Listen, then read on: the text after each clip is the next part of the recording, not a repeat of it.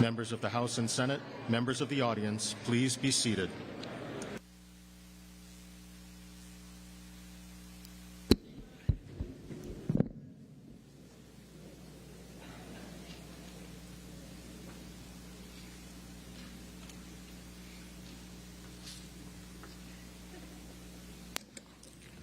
Ladies and gentlemen, Kumu Kaleo Trinidad.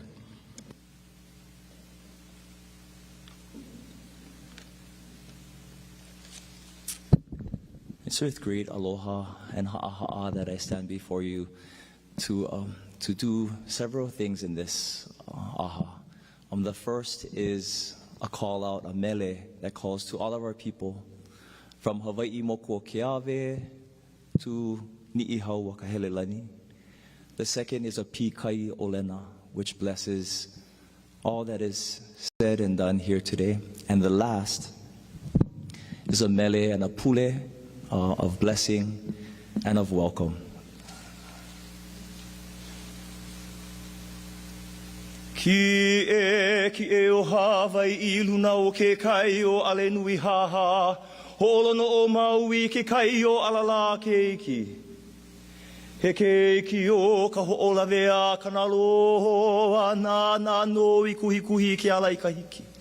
Hiki na e akula ila na I ke kai o au au. Au aku ia pai lolo ai ala o molo ka ie. A ka iwi ke kai ha nupa nupa. Upua e ka mana o I ka pohula I o ahu. Ahu vale o kaua I mai ke kai o ka ie waho. Ma waho kaula kahi I ke ia ka ehu kai o ni I haue. Hau oli loa au I kanani e pahola ia mai. Mai ka ia he molele ka maluhia o nā kai e walu. Ua I ke a aloha ka koe. O pali uli ai nā huhu nā tāne. O ka ai nā I kalana I haulai I ka hiki ku. I ka pā ua tāne. O ka aina I kumu, I lali. Aina ai nui a te atua. He ole ka pu'unui. A polo lei ka hele atu ana I muai.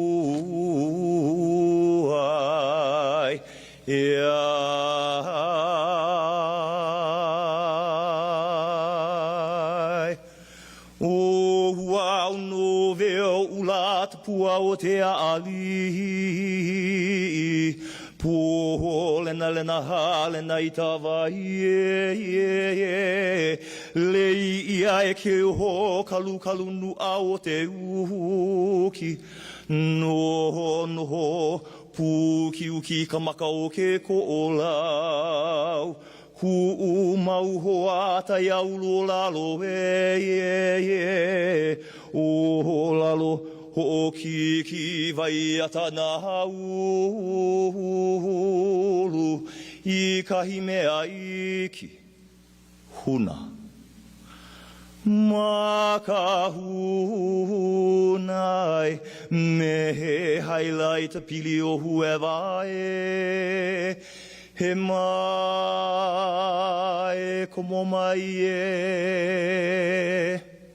aloha.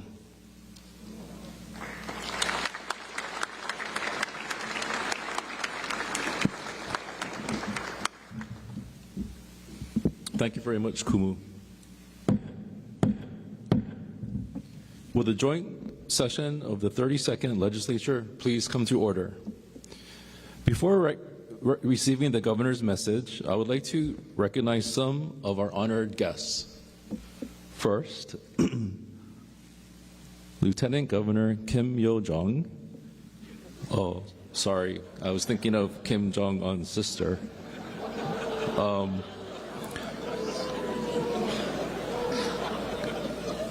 Lieutenant Governor Sylvia Luke.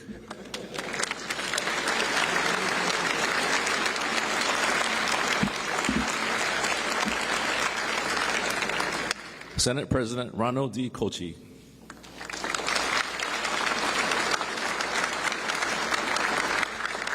Chief Justice Mark E. Rechtenwald.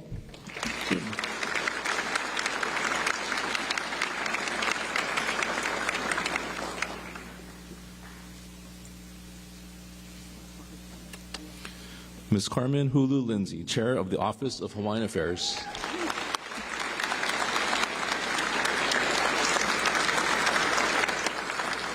And we have some other distinguished guests with us here in the chamber this morning. Jamie Green, wife of Governor Josh Green.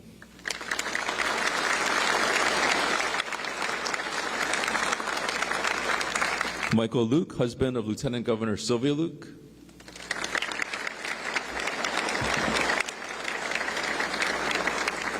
Congresswoman Jill Tokuda.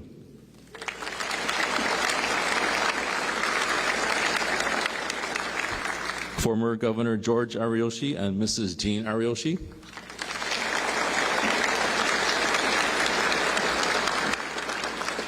Former Governor John Wahe'e and Mrs. Lynn Wahe'e.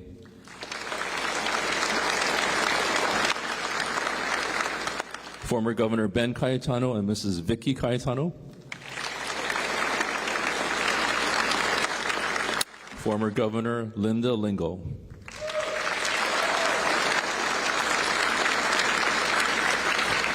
Former Governor Neil Abercrombie.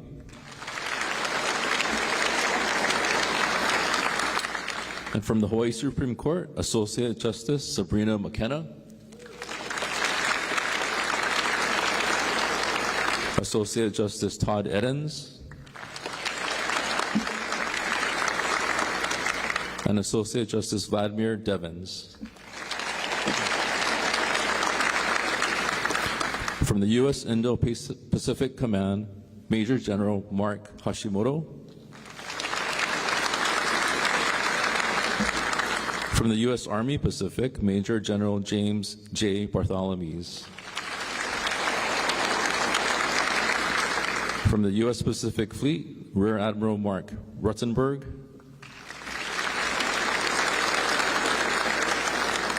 From the 14th Coast Guard District, Rear Admiral Michael H. Day. From the U.S. Navy Region Hawaii, Rear Admiral Stephen Barnett. From the U.S. Pacific Allied Forces, Colonel David J. Brooklyn. From the U.S. Space Force, Colonel Stephen A. Toth. From the City and County of Honolulu, Mayor Rick Blangiardi. From the County of Hawaii, Mayor Mitch Roth. From the County of Maui, Mayor Richard Bisson. From the Honolulu City Council, Council Chair Tommy Waters. From the Hawaii County Council, Council Chair Heather Kimball.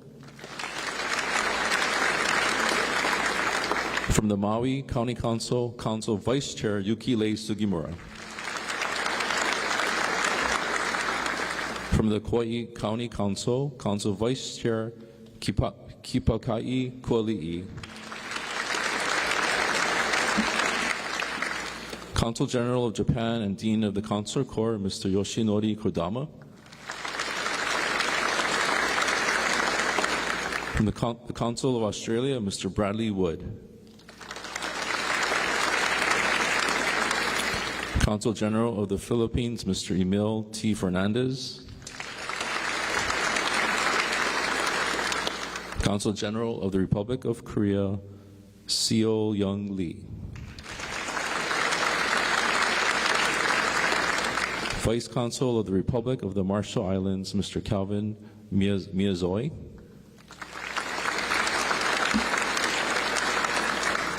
And Deputy Director of the Taipei Economic and Cultural Office, Ms. Nicole Wang.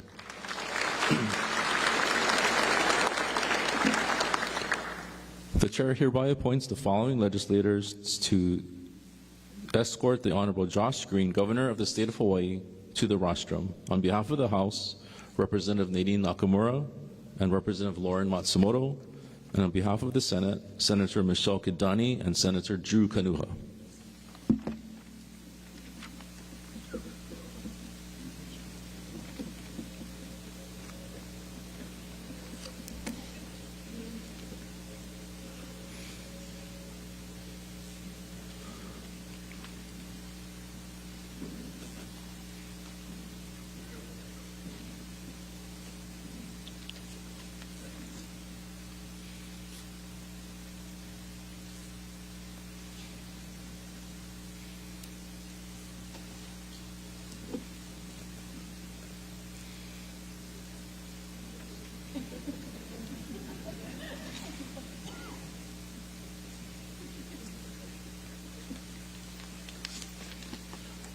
The chair hereby requests the following legislators to present leave to the governor on behalf of the House, Representative D. Morikawa, and on behalf of the Senate, Senator Lorraine Inouye.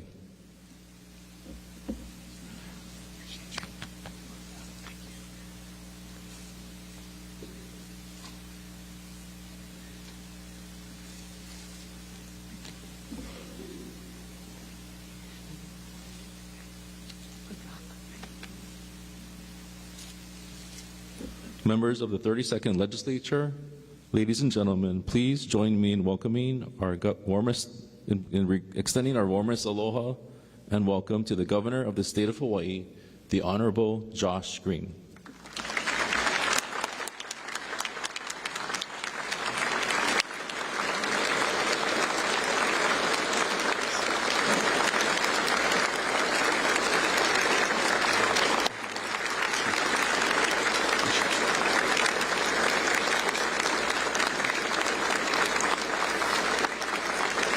Thank you.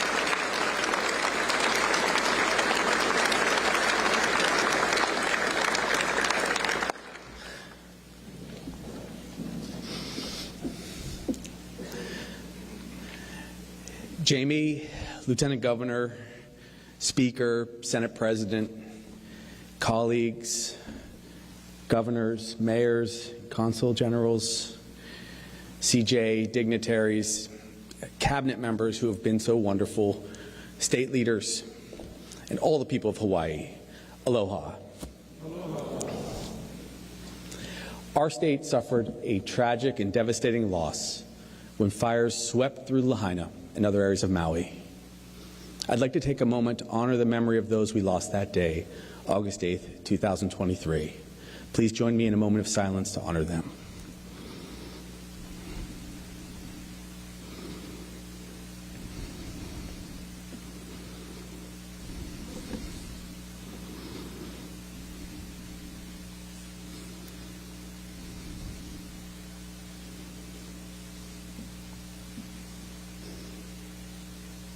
Mahalo. I want to express a heartfelt mahalo to everyone who has helped and supported the survivors of this tragedy and their families over the last 5.5 months. People have been so brave in the face of tough times. I also want to say I respect those who have pressed us to do more to help those in need. It's been an extraordinary and humbling experience to serve as your governor over the past year, and Jamie and I are deeply grateful for your support and encouragement.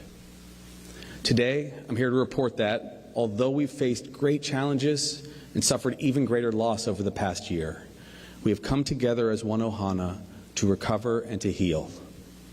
I am here to report that the state of Hawaii is strong.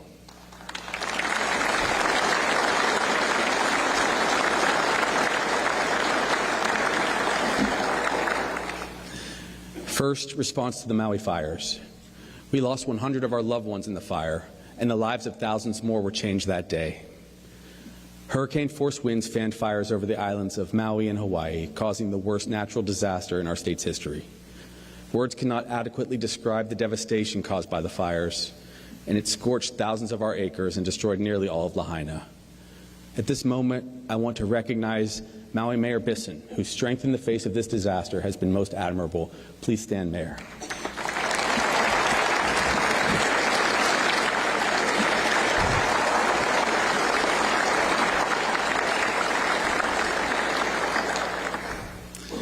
Two of the brave Maui firefighters are also here with us today, Kiahiho and Koa Banel.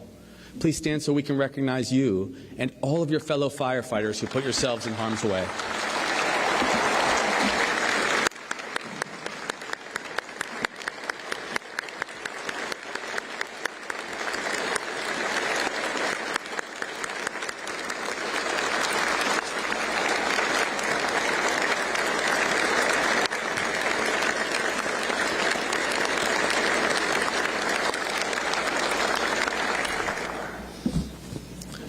Chief of Police Pelletier, who can't be with us today, who is working, was alongside the firefighters and the first responders, and he led his police force into the disaster area to help rescue people.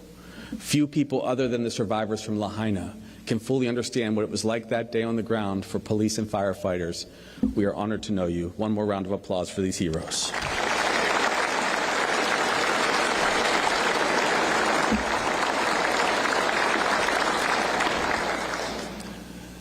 These men and women knew what they were facing when they went into the fire.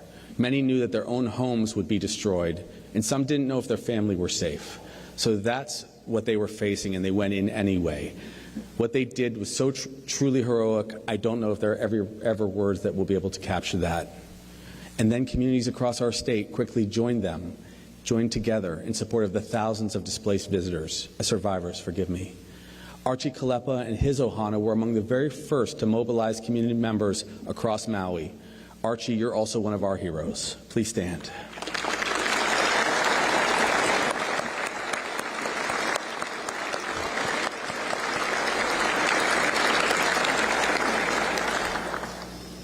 Another individual stepped up more than anyone could possibly imagine, and that was Chad Buck and his ohana. I've never witnessed such generosity in my life and the kindness that you brought to this disaster. Please stand and be recognized, Chad.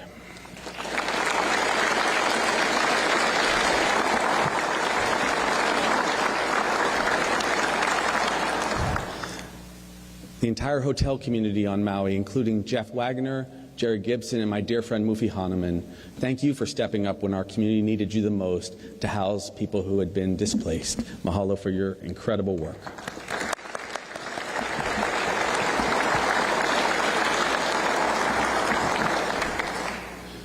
As these heroes worked on the fire, our state agencies, including HIEMA, Department of Education, Health, Human Services, all began immediately working alongside FEMA and Maui County with the Red Cross to provide meals, temporary housing, and new schools, as well as supportive services for the disaster relief program, which included financial recovery, medical and mental health care, which was so critically important.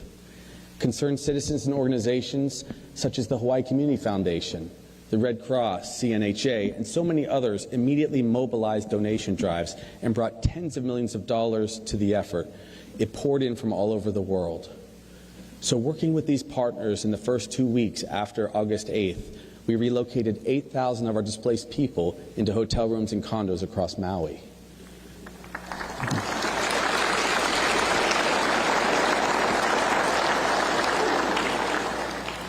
In a few short months, we've already dispersed over hundreds of millions of dollars of housing assistance to those who need it and were affected.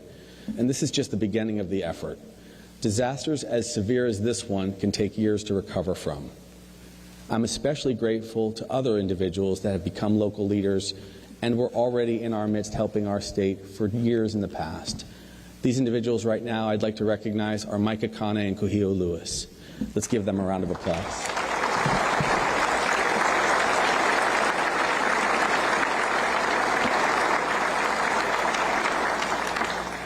Mike and Kuhio have been providing inspiring leadership alongside all of our government.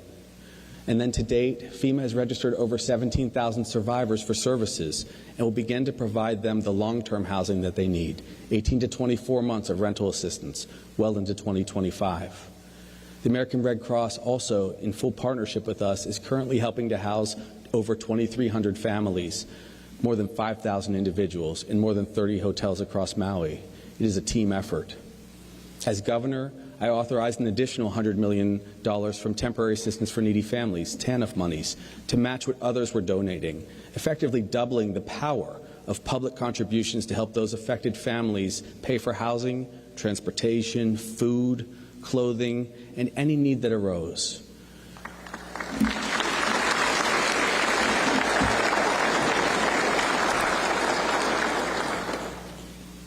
Because the legislature stepped up, we also provided relief to local businesses in the form of emergency grants to be distributed by the Maui Economic Opportunity Team aimed at preventing bankruptcies.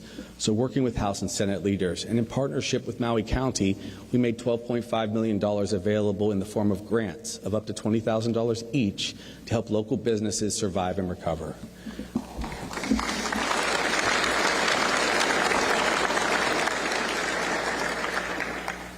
What does this all mean?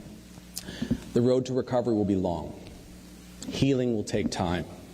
It's going to take courage and commitment from all of us. But we will get there as we come together as an ohana to help and support the Maui community.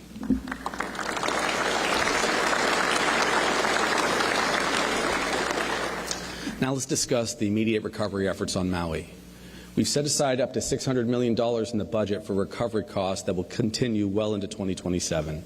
I've worked with President Biden and his administration directly to ensure that federal funds will pay for 100% of debris removal and emergency protective measures in the disaster areas for 6 and 12 months respectively, support which will save us hundreds of millions of dollars as we recover. In November, we brought a coalition together additionally to create the Maui Recovery Fund, which will rapidly provide funds to families who have lost a loved one or have been severely injured in the fires. Participation in this fund, as I've shared before, will be completely voluntary. The goal is to get as much money as possible to affected families as quickly as possible. We've already secured $175 million for the fund from our initial partners, including the state, Maui County, Kamehameha Schools, Hawaiian Electric, Charter Communications, and Hawaii Telcom.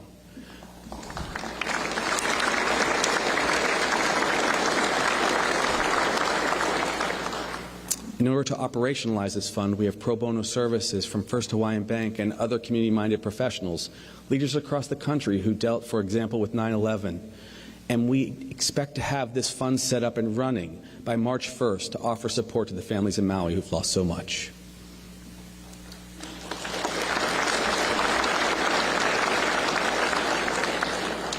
Now, most central on the people's minds in Maui is housing. So now let's discuss the Maui Interim Housing Plan.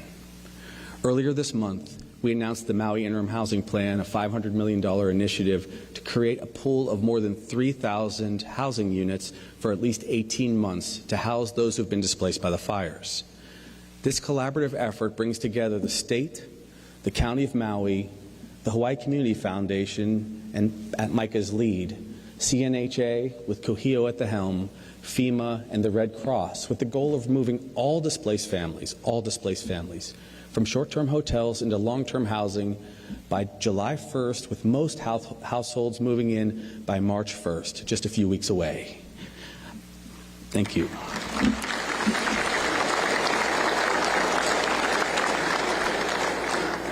Now here's where I have to make a humble appeal to people all across the state and the country.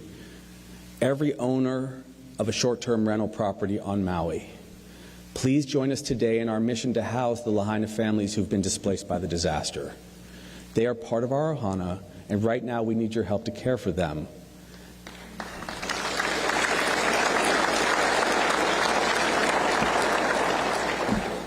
Let me break down how it is on Maui.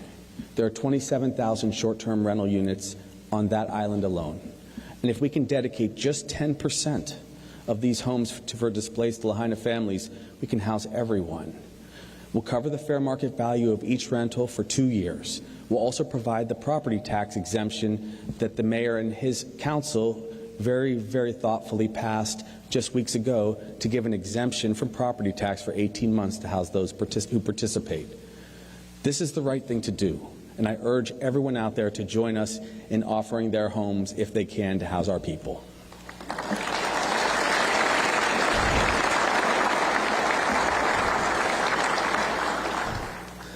Now, if not enough partners step forward to join us as we approach March 1st, believe me when I say this, I'm going to put our people first, and I will be forced to declare a moratorium on all short-term rentals in West Maui until we find enough housing for the displaced families.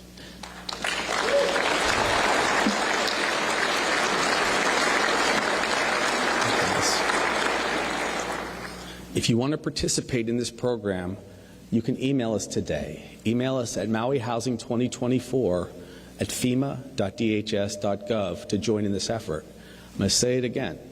Maui Housing 2024 at fema.dhs.gov to join us in this effort. It is critically important we care for people and put them in housing. Now, in addition to the $250 million that FEMA put up immediately for rental assistance and to rent many of these units, they're currently in the process of leasing up to 1,500 homes for survivors. As of Friday, they were at 1,367, and that is a testament to the great work that Bob Fenton has done with his team. They're also planning and designing 2 housing sites on Maui to house up to 500 additional families. This operation alone totals $450 million additional dollars from the federal government to help our people.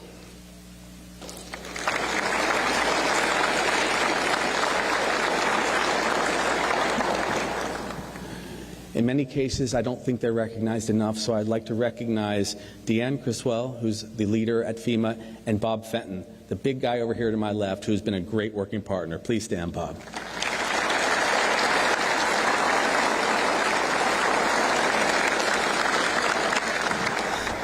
I thought he was already standing. In the coming weeks, in addition to all of this work, the first shipment of modular transitional homes will begin to arrive in Maui as a part of our Department of Human Services efforts and their housing initiative.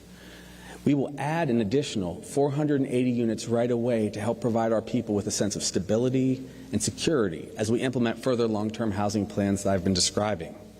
So as we move forward, we're going to continue to remove the debris in West Maui. We'll do it safely and respectfully. And the plan is to listen to the people of Lahaina and rebuild the way they want us to rebuild.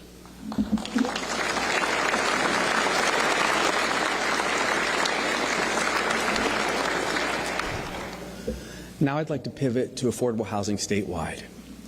Even before the fires on Maui, our state faced an urgent shortage of affordable housing. Housing costs in Hawaii are among the most expensive in the nation. Our state is such a desirable destination and such a profitable investment for so many that people from around the world have purchased property to hold as investments or rent as short-term rentals to visitors, making on average, and these are individuals who invest, 4 times what they would if they rented the property simply to one of our local families. Right now, 52% of all short-term rentals in Hawaii are owned by non-state residents, and 27% of short-term rental owners own 20 or more units. Take a minute to digest that.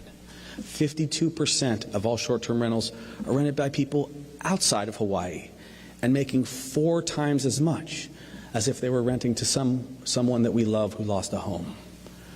Now, our housing crisis affects not only low-income families because there are so few houses, but it also affects middle-class residents who earn too much to qualify for any help, but too little to afford to buy or rent in this current housing market.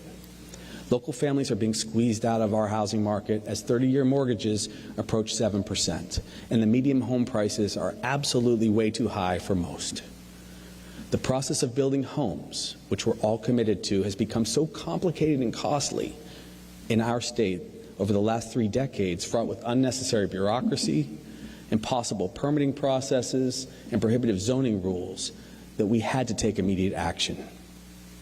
Now, to do that, I signed the emergency proclamation relating to housing on July 17th last year, and I appreciate your patience. This proclamation formed a committee of our state's leading housing experts, and it empowered them to cut through the red tape and approve new housing projects more quickly and easily.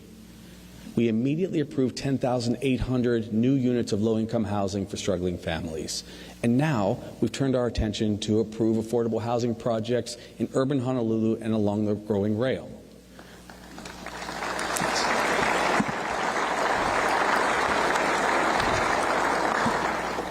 Now, make no mistake, I know I ruffled a few feathers when we took this action, but we have to provide housing for our local people.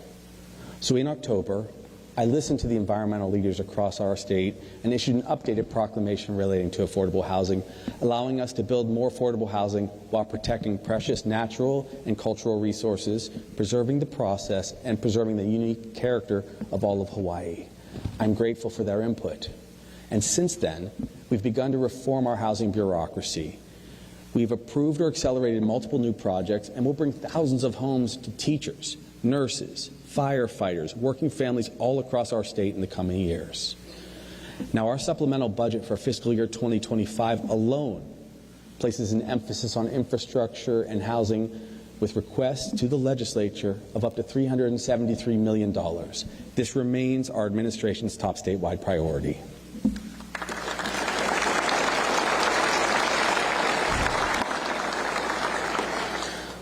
But we have to have an honest moment here. Building alone will not solve our housing crisis. We need to find new ways to make buying or renting a home more affordable in Hawaii. We have to take further action to return the thousands of short-term rentals that I mentioned earlier to the local housing market.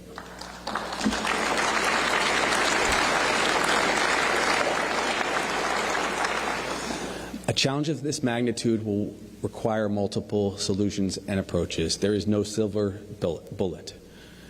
Now, what can we do? Greater enforcement of the laws we have regulating short-term rental markets are important. Tighter restrictions and tax changes are likely necessary, and emergency measures that we've been taking will be impactful. All of these can and should bring to bear the necessary sanity we have to have for our local long-term housing market for our own residents. Today, I'm humbly calling on my colleagues here at the legislature to help us by implementing new policies and reforms which will return our housing units to the long-term rental market for our people. This will increase supply and bring down prices in our local market, which is artificially and unfairly inflated by the global demand from visitors to our state. I will sign into law any bill the legislature sends to me that will help move short-term rentals and vacant investment properties owned by non-residents into our local housing market. This will increase supply and bring down costs for our families.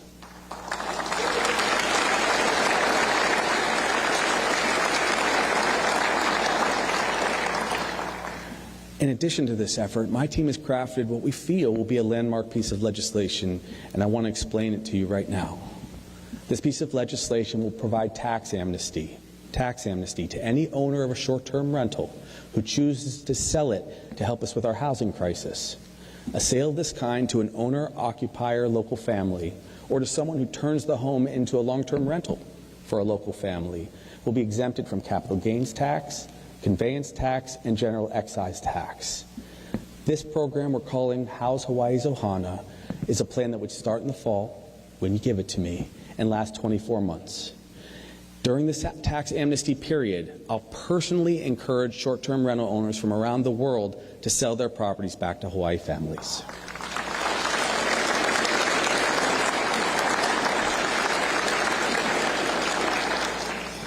Let's talk a little bit about the cost of living. Families in our state struggle to make ends meet. Despite working multiple jobs, more are living paycheck to paycheck than even before the pandemic. 44% of all families in our state are Alice families, barely getting by, and 63% of all Hawaiian families fall into the same category.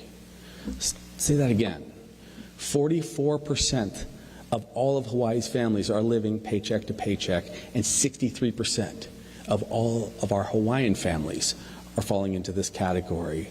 This has to change. The cost of living in Hawaii is simply too high, especially the cost of buying or renting a home.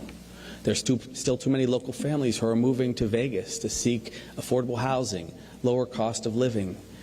We have to find additional ways to reduce the cost of housing, food, health care, and really just make all of Hawaii more affordable for our people.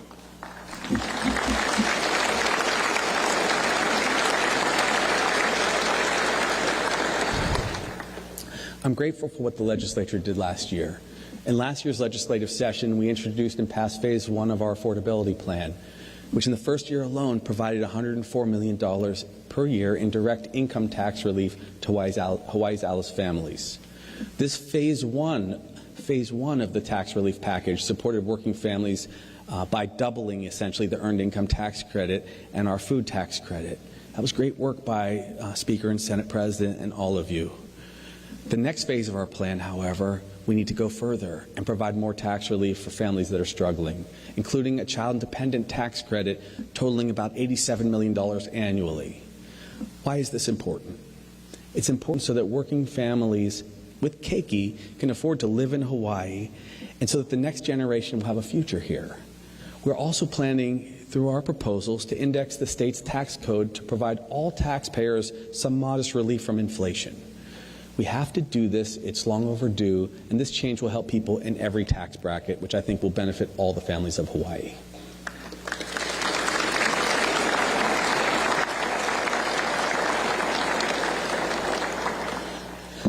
So, in summary there, it's critically important that in this legislative session we move forward with this next phase of our green affordability plan to further relieve the tax burden across the board.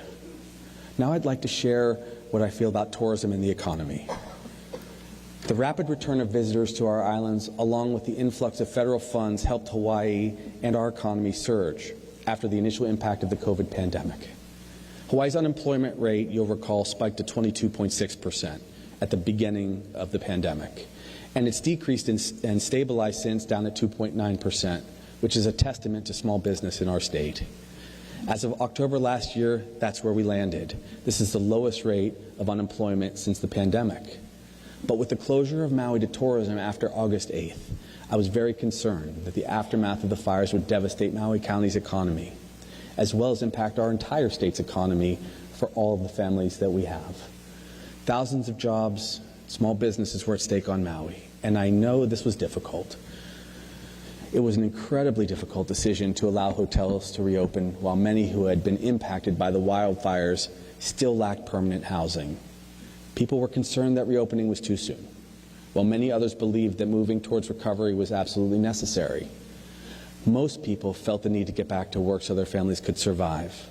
But all I can tell you is this: I care deeply about every family in Hawaii. I listen to people's concerns, and I'm sensitive about their fears. But sometimes a governor has to make certain decisions that are tough and truly necessary for the health of our entire state. In conjunction with the County of Maui, we began a phased reopening of West Maui on October 8th. Currently, historic Lahaina, the town and surrounding areas, of course, remain closed out of respect for residents and due to the continuing relief efforts. But the rest of Maui and our state is open. As a result of that decision, as difficult as it was, just 2 weeks ago, the Council on Revenues readjusted our economic projection up from 1.3% growth to 4% growth. This adds almost $500 million of revenue to our state so that we can take on the greatest challenges together, all of which will arise and revolve around housing our people and our survivors on Maui. That's why we made those decisions. And I just wanted to tell you from my heart, that's how we came to that decision together.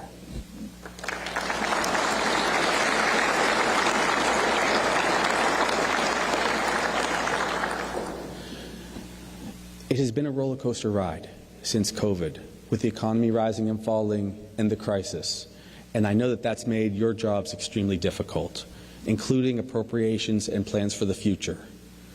Last year, I made some budget cuts through line item vetoes. I hope I did it respectfully enough, saving us over $1 billion across the next 2 fiscal years. We were able to balance our budget, and more importantly, I believe, to preserve our entire $1.5 billion rainy day funds. Now, these cuts, plus the positive projections for our economy, will now allow us to invest more in critical issues like access to health care, affordable housing, and homelessness. So thank you very much for understanding those tough moments.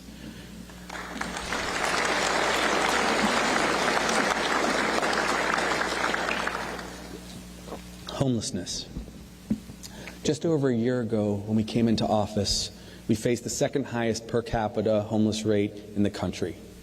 A 2023 census of our homeless community found that 6,223 people in our state were living without a home.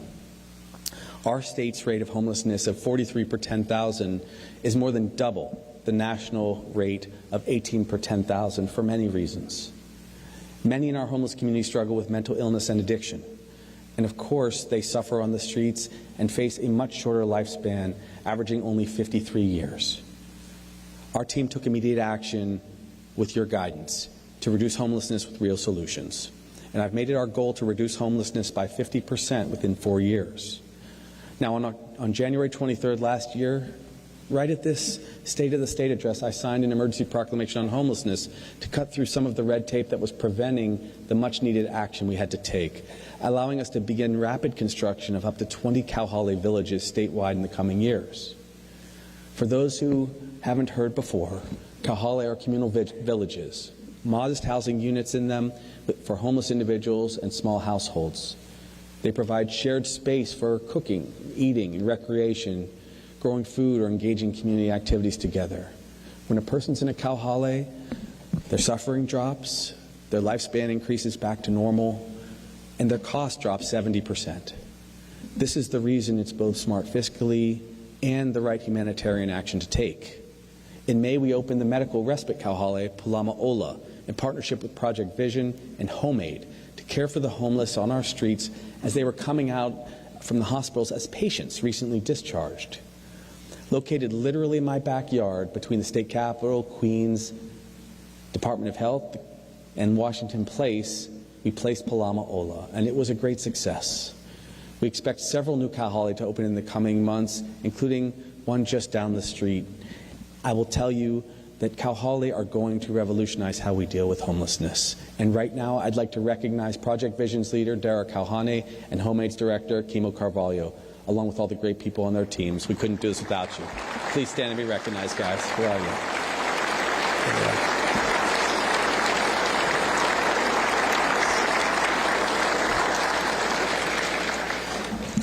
I'd like to also again thank the legislature for approving $15 million last session for Kauhale and $33 million this year. It was very thoughtful. Thank you for that.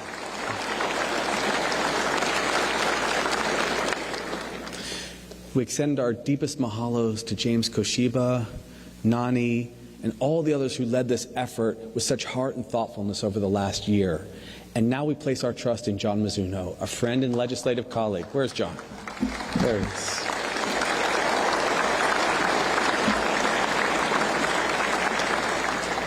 House, you can kick the crap out of Mizuno now in my administration as you wish.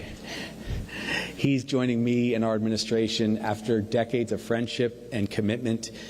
I can't wait to see this mission completed with John at our side. Thank you for sharing him with us. So as we continue to invest in permanent solutions that create spaces for our people to be housed and healed, you're going to see the results of it. So thank you again, everyone. You've been amazing in that front.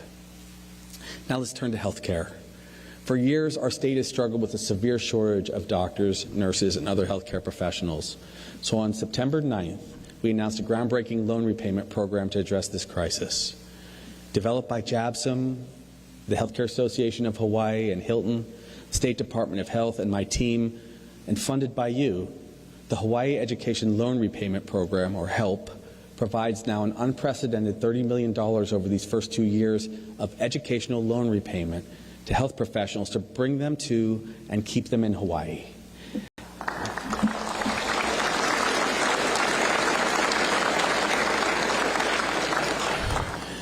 Now, why do we do this and who does it help? A diverse list of healthcare professionals qualify for loan repayment in our state of up to $50,000 per year. Some who owe $400,000 or $500,000 of debt in exchange for a minimum service of 2 years, while they're getting into practice and caring for the patients that need them the most. And so these scholarships are targeted to providers who care for those who are low-income patients, usually on Medicaid. The scholars alone in our first batch, and we've received thousands of applications, will touch 750,000 of our citizens because of your wisdom in passing this legislation and funding it. We've already received, like I said, thousands of applications with deep ties to our state. This is just weeks into its initial stage, and we've already announced our first 585 HELP Healthcare champions.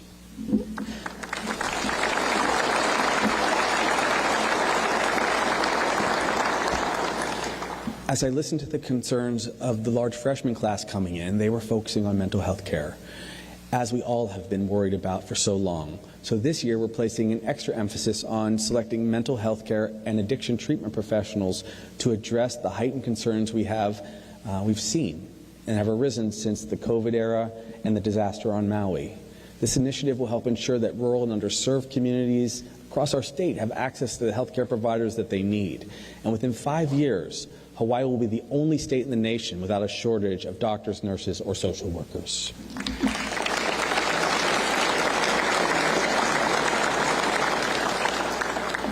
Again, an initiative of this sort helps to bring an end to the healthcare disparities that many of our communities have suffered for too long. A few days ago, I met a young doctor who shared with me that she's about to complete her training in pediatric psychiatry. Because she received the HELP scholarship, she'll be able to begin her career in Hawaii and settle here for good. Now, she grew up in Hawaii and is still with her high school sweetheart. And now she'll be able to deliver a lifetime of care to local families instead of moving to the mainland to practice medicine. Last year, we also strengthened our healthcare system by investing hundreds of millions of dollars in needed improvements in rural facilities across the islands. These investments also will help us extend our commitment to care for historically underserved communities and those who suffer health disparities. And I'd personally like to thank the WAM chair and the FIN chair for making that possible. Thank you guys, you were wonderful.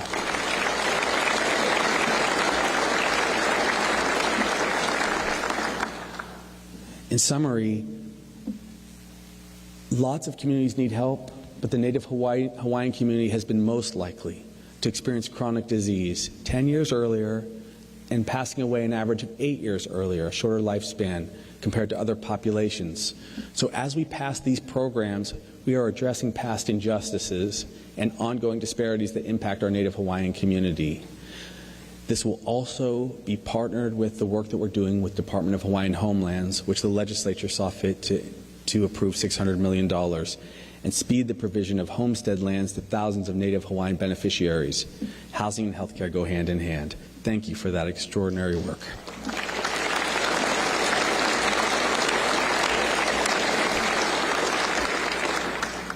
Let's talk briefly about gun violence. Gun violence has been a growing problem in Hawaii and across the country.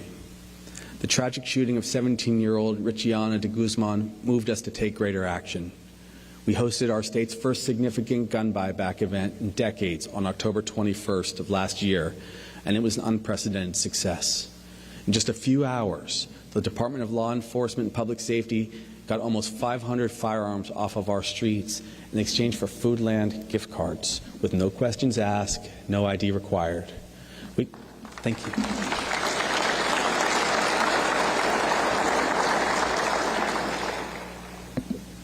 It was something to behold. We collected ghost guns, sawed-off shotguns, semi-automatic weapons. We collected an Uzi from the streets, and I've asked the directors of these departments to continue holding gun buyback events on a regular basis to get more guns off of our streets. This initiative, along with our commitment to creating safe places from guns and signing key firearm legislation, will make our community safer and protect our keiki from deadly violence.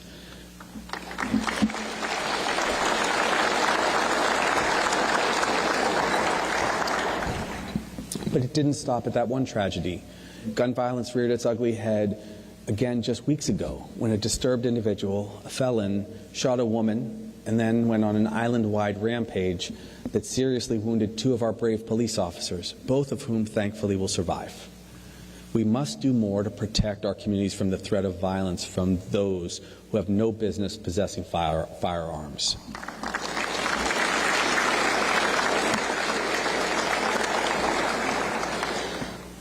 I will not let this issue divide us. It means taking lots of action on both sides of the political ideology. It means incarcerating violent criminals, preventing unstable people from having guns in the first place, and finally providing much more health care access to those suffering mental illness or drug addiction, which is too often linked to such tragedies. Thank you for helping me protect our keiki.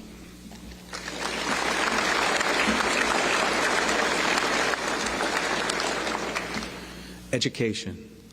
Our commitment to public education was demonstrated with your support this past April when we successfully negotiated a new 4-year contract with the Hawaii teachers and the 13,500 that they represent.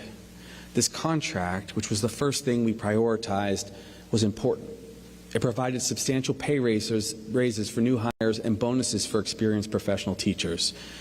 And it's paid dividends already. I want you to understand how successful it's been. We are now seeing far fewer teachers retire and far fewer teachers leaving the classroom, We slashed the teacher shortage by more than 50% in a single year.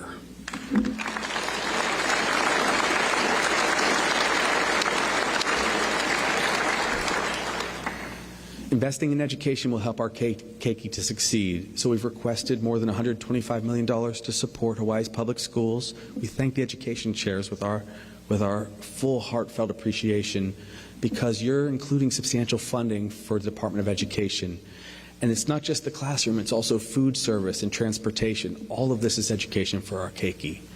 So I wanted to thank you, and now I want to take a moment to commend someone else. I want to take a moment to commend Lieutenant Governor Sylvia Luke for her extraordinary work on early education. Please stand, Sylv.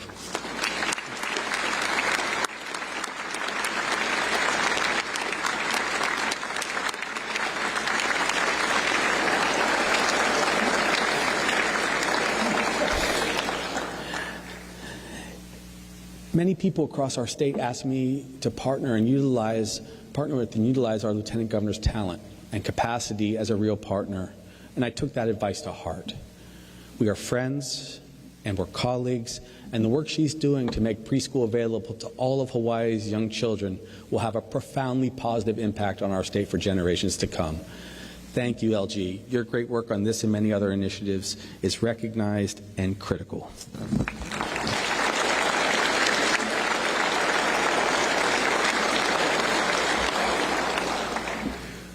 Let's turn our attention to climate change and the environment. As caretakers of our islands, we're committed across the board to pursuing climate change strategies that are equitable and culturally responsible. Hawaii must continue to invest in a sustainable culture, renewable energy, and reduce our dependence on fossil fuels. This is why I joined the U.S. Climate Alliance, a bipartisan coalition of 25 governors securing America's net zero future by advancing state-led, high-impact climate action. Now, we have to do more to protect our beaches in Hawaii and our parks and our natural treasures from extreme weather, which is fueled by climate change, without raising taxes or fees on Hawaii residents. Let me talk to you about how I hope we can do this. This responsibility to protect Hawaii's unique natural environment should extend to visitors to our islands. We've had some discussion about this, and I'm excited about this session coming up. A climate impact fee on visitors would provide needed resources to protect our environment and increase awareness of the impacts of climate change. This legislative session, I'll renew our efforts to pass a climate impact fee to help us stare down the terrible impacts of climate change. Last year it stalled a little bit, but imagine how helpful that program would have been to address the disaster on Maui had we had it. We need to do a little better this year, so today I'm simplifying the proposal and proposing a $25 fee on visitors when they arrive and check into a hotel or a short-term rental.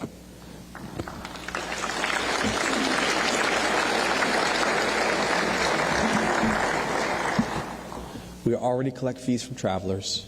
This modest fee, far less than the resort fees or other taxes visitors have paid for years, will generate approximately $68 million every year from visitors. We'll invest these funds the way you feel we should invest them. We'll invest them for beach preservation, for fire breaks, and other prevention measures to help avoid tragedies like the one we had last year on Maui. So I believe, in my heart, this is not too much to ask of visitors to our islands. Now I'm open to any other proposal that would achieve the same goals, including an increase in the transient accommodation tax. Don't have a heart attack, Jerry, or Mufi, or anyone. We'll find a way to compromise on these issues because, as you can see, we are here surrounded by everyone who cares about the state. Whether they have one position or another on an issue doesn't mean we don't come together. So we passed this fee to preserve our natural resources, our beaches, our forests, our waterfalls. This is an essential part of our culture and our way of life. This climate impact fee would help us protect them. So thank you for considering this proposal. I know it will help our state.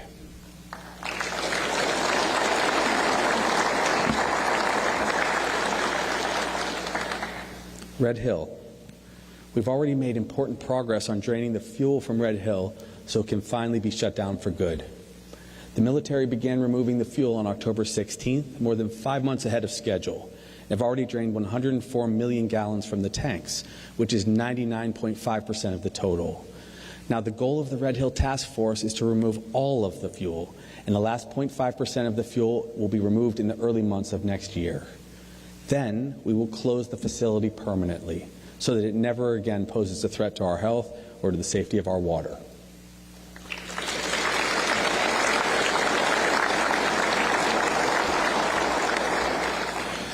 I need to say mahalo to every environmental advocate, engineer, public worker, everyone who helped us achieve this victory at Red Hill, including our congressional delegation who brought hundreds of millions of dollars to the effort.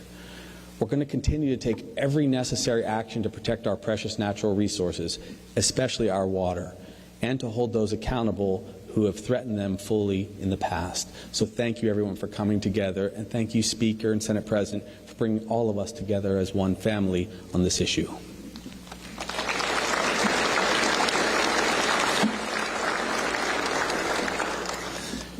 A few new opportunities. With the heavy focus this year on Maui's recovery, affordability, and housing, it will be easy to forget to mention other important opportunities for our state, which will help us diversify our economy. This year, we launched the Aloha Stadium proposals, finally. So we'll move forward on the stadium. We opened high-level discussions with Japan to create an open travel corridor between Japan and Hawaii. And we're actively seeking right now to expand our state's film industry with a greater emphasis on local production and developing our own kids to become film professionals. We'll invest in sustainable agriculture, as you saw with the action on Act 90, with a special thanks to Senator Lorraine Inouye, so that we can bring more food security to our state. And we'll also prioritize energy research and development with the goal of becoming a hydrogen hub someday in the future. We've already begun important discussions with some experts in Japan to partner with our own university and provide new pathways to fully sustainable energy state for our beautiful Hawaii. And then finally, our Board of Regents will select a new university president in 2024, and I will continue to rely on UH to help us drive economic innovation. These are important moments that we can all celebrate in the coming year.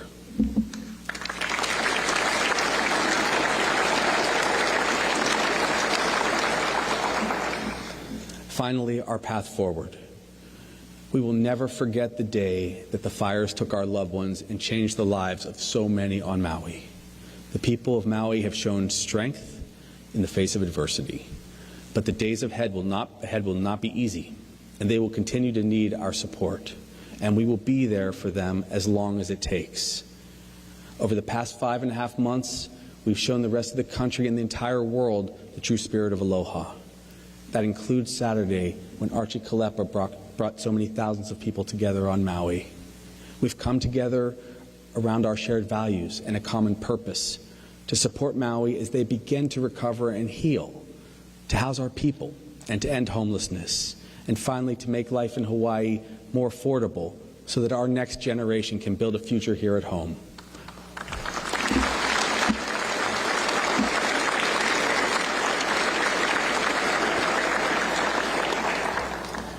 Again, I want to express my deepest gratitude to the people of Hawaii for your resilience and your commitment to each other. It is an honor to serve as your governor. Mahalo and aloha.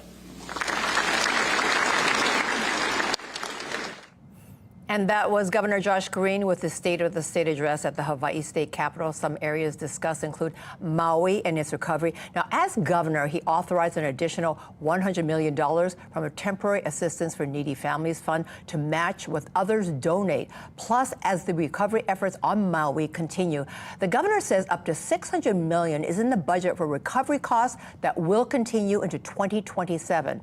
He also talked about a Maui interim housing plan, a $500 million initiative to create a pool of more than 3,000 housing units for at least 18 months to house those displaced by the fires. And even before the fires on Maui, our state faced an urgent shortage of affordable housing. The governor says his supplemental budget for fiscal year 2025 places an emphasis on infrastructure and housing, with requests totaling $373 million. But the governor says building alone will not solve our housing crisis. He's looking for new ways to make buying or renting a home more affordable in Hawaii, including looking at the return of thousands of short-term rentals to the local housing market. He also discussed the cost of living in Hawaii, finding additional ways to reduce the cost of housing, food, and health care, and to make Hawaii more affordable. In the next phase of his tax relief package, the governor is planning for more tax relief, including a child and dependent tax credit totaling more than $87 million annually. Now, regarding homelessness in Hawaii, with more than 6,000 in the islands without a home, the governor talked about the construction of up to 20 kauhale villages, or modest housing units, statewide in the coming years. Now, turning to the severe shortage of doctors, nurses, and other healthcare professionals, a loan repayment program called HELP will provide an unprecedented $30 million in educational loan repayment to health professionals to bring them to Hawaii and to keep them right here in the islands. The governor also addressed gun violence by emphasizing the need to incarcerate violent criminals, preventing unstable people from having guns, and finally providing more healthcare access to those suffering from mental illness or drug addiction, which he says is linked often to those tragedies. He also says more needs to be done to protect our environment. So today, the governor is proposing a $25 fee on visitors when they arrive and check into a hotel or short-term rental. The governor also talked about education, with $125 million requested to support Hawaii's public schools. Mahalo for tuning in to Island News for this breaking news update. The House chamber is scheduled to have their press conference shortly, and we'll have more on that on our coming news at Island News at midday. We now return to our regular programming, and mahalo for joining us.